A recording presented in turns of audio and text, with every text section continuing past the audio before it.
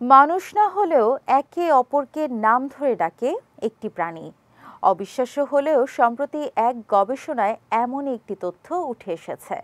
কয়েক দশক ধরে ক্রমাগত পর্যবেক্ষণ করা হচ্ছিল সেই প্রাণীগুলোকে, যা থেকে জানা যায় এই চমকপ্রদ তথ্য। বিস্তারিত থাকছে ডেস্ক রিপোর্টে।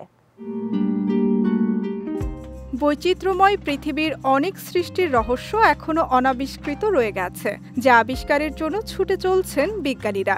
সম্প্রতি বিজ্ঞানীদের এক গবেষণায় উঠে এসেছে চমকপ্রদ একটি তথ্য।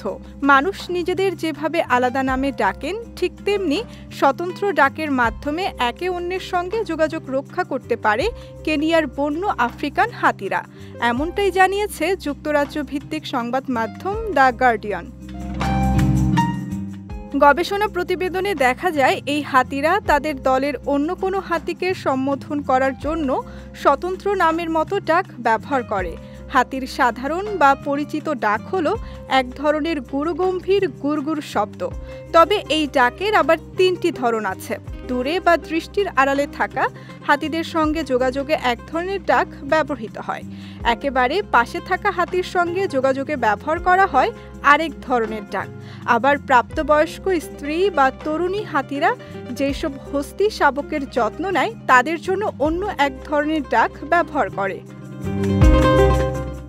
মেশিন লার্নিং মডেল ব্যবহার করে 1986 সাল থেকে 2022 সালের মধ্যে কেনিয়ায় অ্যাম্বোসিলি ন্যাশনাল পার্ক ও বাফেলো স্প্রিংস রিজার্ভে থাকা বন্য স্ত্রী হাতি ও বাচ্চা হাতির 469টি ডাকের রেকর্ডিং পরীক্ষা করে গবেষকরা এমনটি আবিষ্কার করেছেন।